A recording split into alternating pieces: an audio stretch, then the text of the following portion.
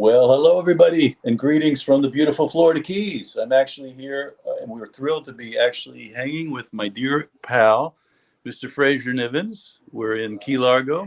Mr. Seven-time Emmy Award-winning cinematographer who's working hard, and I needed data. So I said, Frank, can I borrow your kitchen, living room, studio? And so we're here hosting this fantastic group of friends. And one of them that we got joining us today, you know, you meet a lot of special people in the world. Father Matthew Sweeting, who's become a dear friend over the past year. I think we've been honored to be working with Kay Smith and the Prime Minister's group. I think 22 times I've been back and forth to the Bahamas, doing our little part to help with the Bahamian community and all these amazing organizations try to recover from this aftermath of Hurricane Dorian even a year later. So on top of COVID, we're going to talk all about these layers and how that's affected tourism economy, which the Bahamas desperately depends on. And then on top of that, the church, New Providence Community Church, with Father Matthew Sweeting, who is such a special friend. And Father Matthew Sweeting, thank you so much for joining us today from the Bahamas. Thank you, everybody. It's a real pleasure to be here. Yeah, well, you know what a hero you are to us. And we also have Matt Rain, who is our Director of Operations. Matthew's father, we want to put a shout out, who is also he is the CEO of Food for the Poor, another wonderful organization, $1 billion organization. I think your dad's in, 17 countries, Matt, as the CEO of Food for the Poor. And Food for the Poor gave a couple $1 million in solar panels and chassis to our good friend Gina Knowles and Kay Smith, Father Matthew. So Food for the Poor, big shout out for Ed and Matt, his handsome son, who's now on board with us full-time, Mission Resolve. And then we have the lovely Amanda Martin, who is always putting all these great people together. Hi, Amanda, Director of Communications, is joining us today. So Amanda and Matt have put together some wonderful slides to tell this story. So Joe Farrell, co-founder with me in Mission Resolve, who is just such a kind and caring person. He had an employee that this story that we're going to talk about today ties directly into, who passed away and left in Joe's stewardship some money that Joe was really passionate about helping, as he always is, people. I mean, he's just such a special bird, Mr. Farrell. So Joe, shout out to you. I know you're on Nantucket helping high school kids out with coastal erosion projects and all that. With they've got labs, Father Matthew, that are tied into the high school, and the kids are out there worried about coastal resilient communities, and that's go, Joe. But Joe got this money from a former employee who passed away. It was about $80,000, and it was in his will said, I'd like to do something good for the world. So Joe knew that the Bahamas needed forklifts, and it was pallet jacks, Amanda, right? Forklifts and pallet jacks. So Joe went out and bought these pallet jacks and forklifts. And the first place they went was to the Bahamas to help the community out. So this happened all during Dorian with our relief efforts there. And so when Father Matthew and I talked recently, Father Matthew, you mentioned one of the big things that you needed help with right now was a forklift. Yes. So we were thrilled with working with Kay Smith and getting one of those forklifts now donated it to your good work to help you guys out for a while. You have one of these great forklifts doing great work at New Providence Community Church. So do you want to say hi, talk to everybody about what the forklift is doing and how it ties into the great families and volunteers you have?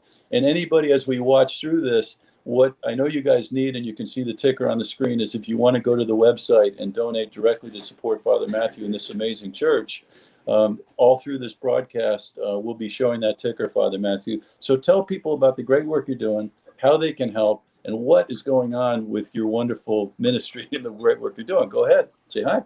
Well, thank you so much. I mean, for us, it started 18 years ago. Traditionally, we were a hurricane shelter. And so for the last 18 years, that's how we've been focusing on managing storms in this part of the world. But that changed about 3 years ago with Hurricane Irma. We were undergoing a lot of change in our country. That was the very first hurricane in any generation in the Bahamas where we actually started airlifting people from other islands. And so the Prime Minister called us one day. He knew he had a shelter here, and he says, can you take 5 islands in your building?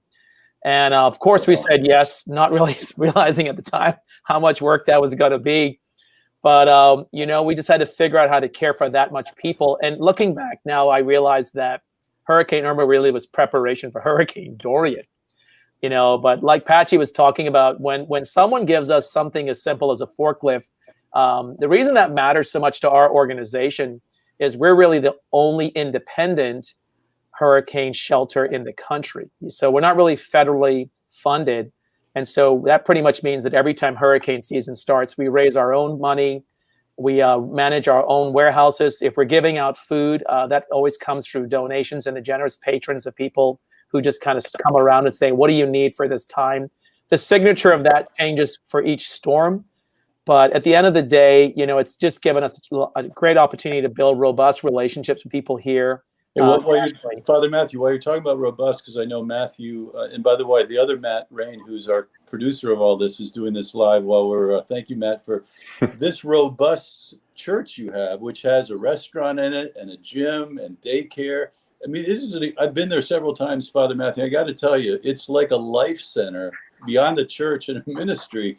Talk to people about what this place is and what it does, not only in hurricanes, but what it means to the community and all this great work you're doing when you use that robust word. Everyone's looking at your church right now, which is a big, beautiful building. Yeah, we sit on about 10 acres of land.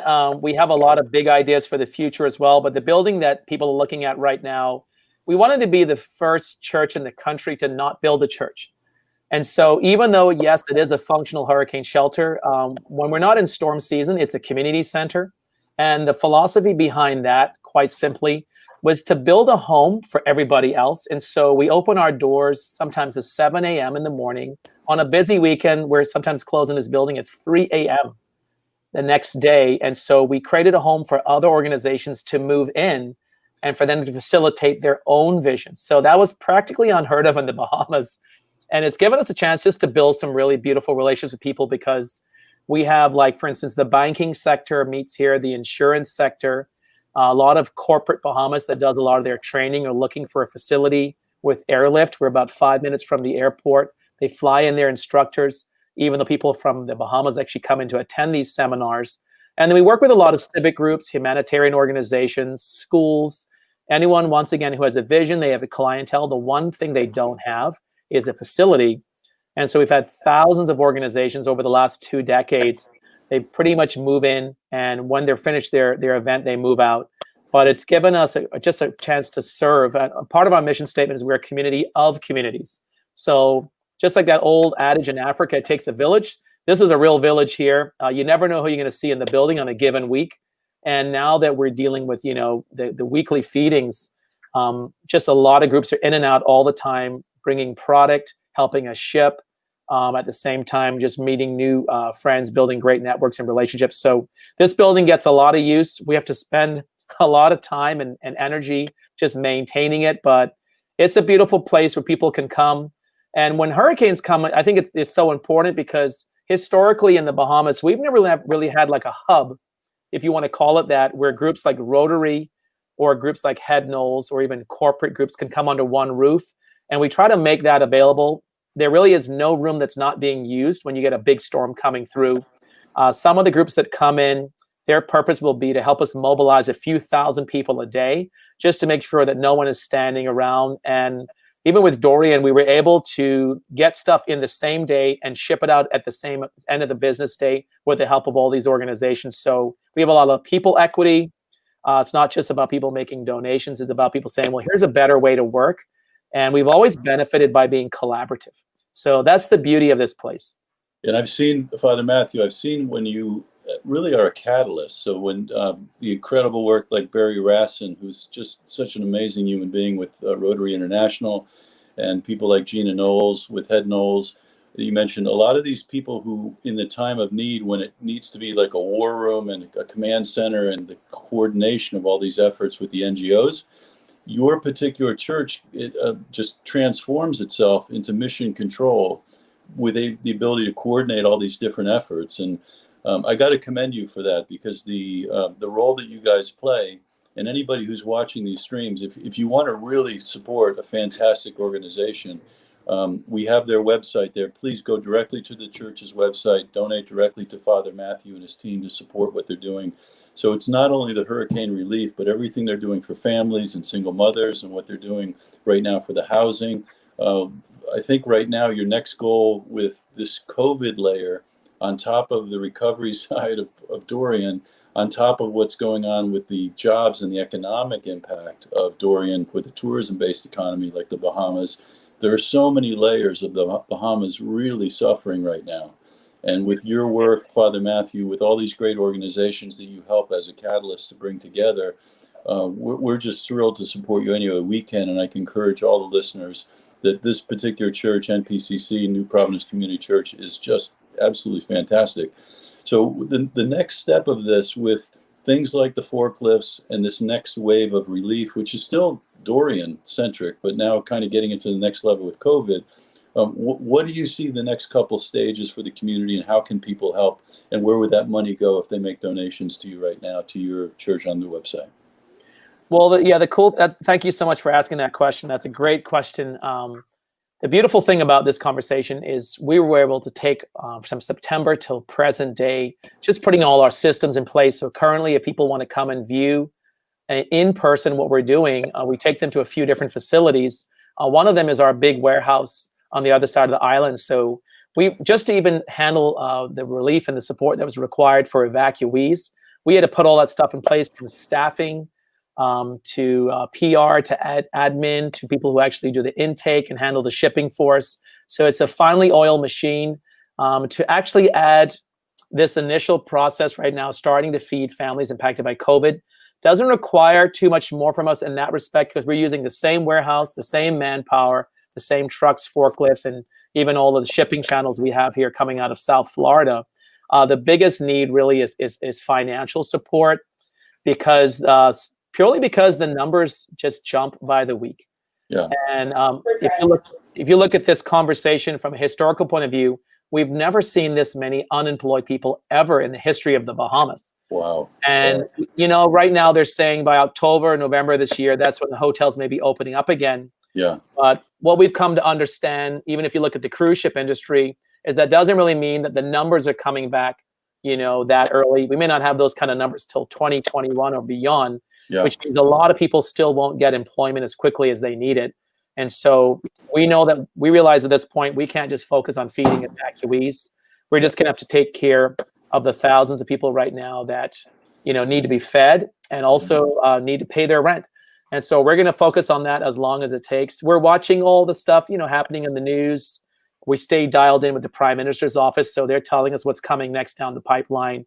Yeah. But the largest feeling right now in our country is it's going to be a while. Yeah. We're going to have to just keep feeding people for at least for the next 6 months, and that's going to be our intention.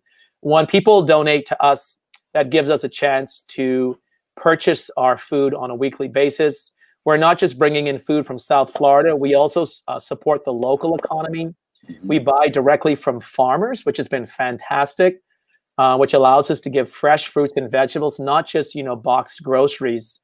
And then we also offer fresh bread, things like that you couldn't really typically get in this type of operation, which allows us to buy from the local bakers as well as, you know, local retailers. So it's been great just to kind of put a lot of that money back into the economy as well. But if you ever shopped in the Bahamas, we're now the 4th most expensive country in the world, economists are saying. Wow. So $50 in the grocery store doesn't get you as far as it did when your parents were growing up. So it takes a lot of money to even support the local economy, even if we're shipping in a lot of it, you know. And so it's all about sustainability, as you know, and resiliency. We're just going to have to just make sure that everything stays the way it is. And the way that we do that is just, you know, partnerships with local and foreign entities. Yeah. So the Bahamas, because this extraordinary relationship we have between South Florida and the Bahamian, and this has been a blessing to meet you, Father Matthew, and work so closely with you over the course of the year. And I got to tell you, our friendship means so much to me with you and Walter, who is, you know, your magic sauce there. I met him in the warehouse, sweaty, and with his passion from day one. So part of the Bahamian story, and I got to thank Fraser, who's hosting me today, so I'd have data. It was 40 years ago on Rum Cay in the Bahamas as a young dive instructor that I got my first job from Fraser over there editing. He's editing away. So this particular relationship with you, if you want to come full circle, say hi to everybody. There's Fraser Nivens. Hi everybody. Hi Fraser. Yeah. I used to go to your church. Yeah. How about that? I recognize you, dude. Yeah. No. So this is how small the world is, just so everybody knows the connections of the family. Stuart Cove, who's dear friends with Fraser and owns Stuart Cove, and probably the finest diving operation in the Bahamas. He's a rock star.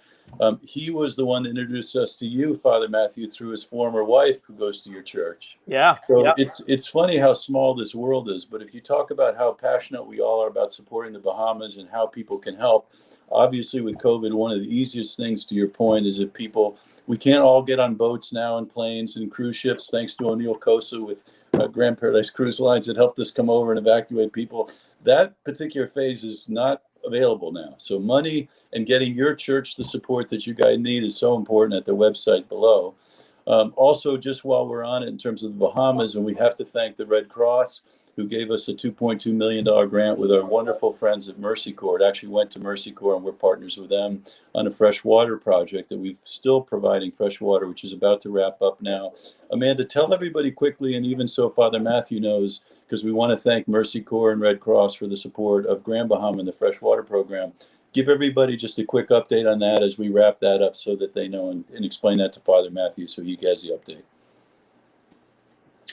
So as soon as right after the hurricane hit, we teamed up with Mercy Corps to provide fresh water. We put in reverse osmosis units, and we ended up increasing the production to up to 15,000 gallons of water a day, and we continued producing that water until actually yesterday was the last day, and now we're handing it over to the Bahamas Utility Company to continue that production of water for the community. But it's been a whole year since the hurricane hit and since we've been providing water. So it was a great honor to be able to work with them and do that for the community. And we got to thank you, Amanda, because there's so much over the course. It's been a whole year we've been doing that program. We have to thank Red Cross. Barbara Corey, who's the chair of our philanthropic division, who worked with Red Cross for 7 years, was very instrumental in coordinating that grant. And again, thanks to Joe at Resolve Marine Group and the team, Aaron and all that put that together with Mercy Corps. So this is just an example of the good work that keeps going on, Father Matthew. And with your help, you and people like Gina and Barry Rassin, all you guys are just like Energizer bunnies who never stop helping people. So we're really honored and to play a small part in helping your church any way we can. Huge fans. We love you so much, brother, and blessings to you and your amazing ministry.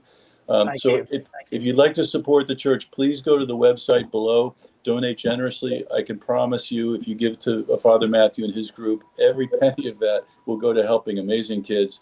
And the next step is, I think you said 4 months, 700 families you're trying to support. What's this next phase as we wrap up, Father Matthew? Yeah, we're going to do feeding programs for the next 6 months for sure, because by that time your giving cycles run out and you start another giving cycle. Yeah. So by that time we'll rev up for the spring and summer of 2021. Mm-hmm. But we're focusing on feeding and doing housing for the next 6 months at least. Fantastic. So yeah, the numbers are unbelievable. It just is a reminder on a weekly basis that you can't pull back on the throttle. Mm-hmm. This is really an airplane that cannot land. You fuel in the air and you just keep on going. We're very excited about the future. We had this little dream 18 years ago to build a bunker, and it's just gotten so much use. Our staff used to be trained here that even if a plane crashes in the Bahamas, we were trained to deal with that as well and to work with the coroners and the medical community. So it's been an exciting run for us. In the future, we're building some big dreams moving forward. One day we're probably going to build a bigger facility here. We've got 10 acres of land. We want to be the first out of the gate to build a command center. And I think that's going to be really exciting, because if I can create a home for all the people that you just mentioned in today's phone call, free of charge, where you just come under one roof for every disaster, that's our next big dream coming down the pipe. And because it doesn't exist in the country. And so if that's our way of kind of serving our country, we're going to be excited to be a part of that. Well, you are setting the bar daily, my friend, in terms of the wonderful work. So please give generously. Go directly to the church's website below. Also, I know all the good work that you continue to do with the entire Bahama community. Ken Hutton, who's a dear friend, the head of the Chamber of Commerce on Abaco, that is still reeling from Dorian. Father Matthew is continually kind of serving as a catalyst with him, the amazing work that Gina's doing, and Barry Rassin and Will Tomlinson and Bahamas Strong with Kirsten and Susan. Just amazing people. So if you want to really get involved in supporting the Bahamas and be in the center of it, I can promise you that Father Matthew, his work, his ministry really is just so special. And Father Matthew, we thank you for the time today. Thrilled to support you any way we can. Thank you, Amanda and Matt, for producing and being on at the same time. You see him looking to the right because he's heavy lifting with all the production stuff. So thank you, everybody. Please give generously at the link below and give us a like and a thumbs up. Have a blessed day. And Father Matthew, I will circle back with you soon and hopefully see your smiling face in the Bahamas when they allow us to come back and visit. Thank you. Thank you so much. Yeah, Love you, man. everybody. Blessings. Thanks, Okay. everybody. Bye, everybody. Rock Cheers. on. Go New